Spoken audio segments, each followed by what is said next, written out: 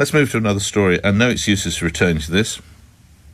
The aspect of so-called smart motorways, I've called them many other things, but an utter scandal revealed an exclusive story in today's Daily Mail that they, the people who put these roads in, put your lives at risk and those of other people you loved for 7 hours, as 280 miles of these roads were left without cameras. Millions of drivers, the Mail reckons, lives were put at risk.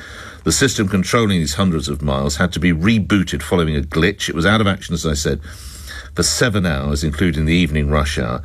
Nearly 3/4 of the entire smart motorway system, I hate that word, was affected, with the National Highway Control Room staff unable to activate signs supposed to warn drivers within 20 seconds of a vehicle breaking down in a live lane. This was on Wednesday, by the way. The Daily Mail has a graphic, as it's called, or a map, and there is a lot here. It's London, it's the Northampton stretch, it's Sheffield, it's Leeds, Liverpool and Birmingham.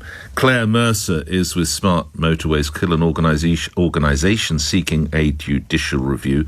This is a result of the tragedy of losing her husband, Jason, on the M1 back in 2019. Your reaction to this story in the paper this morning. Good morning. Morning. Well, it's terrible to read of it on such a scale, but I've been getting messages from people that work in the control centre for months and months and months now, telling me that this happens. But what day? Wednesday's outage was the biggest outage that has happened so far. It was actually across 7 counties, and it was a lot longer than 7 hours. It didn't come back on that night. It was 12:30 in the morning when it came back on. Oh, really? Oh, right. Yeah, it was from 2:30 in the morning, 2:30 in the afternoon till 12:30 the next morning.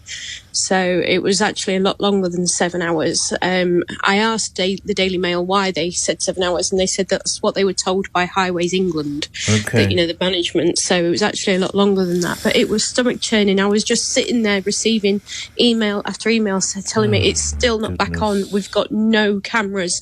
We can't set signs. And then bizarrely, not just that they couldn't set the signs, random signs were coming up of their own, of the computer's own generation. The controllers weren't doing this. They were setting signs, sending people into the central reservation. I mean, how can you trust millions of lives on technology that does that? National Highways says, quotes, "We apologise for any inconvenience. The outage was in response to unexpected issues. As with any technology, there are occasional outages, and we have well-rehearsed procedures to deal with the issues." Well, I don't see much rehearsing of what went on Wednesday night, Claire. No, and then last night, as that apology came out, I got another email saying it's gone down again. There is no procedure. There is no management present. There is nobody around. We don't know what to do. It went down again as that apology came out. Lastly, Smart Motorways Kill is seeking a judicial review. Where are you? What progress have you made with that? Very, very slow. National Highways are obviously doing everything they can to not engage, but we're still plodding along behind the scenes, doing everything we can to tick their boxes as well as ours, because they're not responding.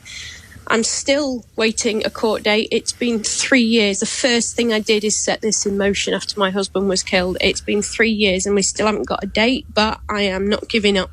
I know you're not. I've spoken to you on a number of occasions. Good luck to you and the organisation. Claire Mercer, thank you. You're with Smart Motorways Kill. Therefore, well, they confess 7 hours. We've just heard that in that campaigner's view, it's considerably longer. Millions of lives put at risk by these terrible death traps, or smart motorways. You'll have views on that.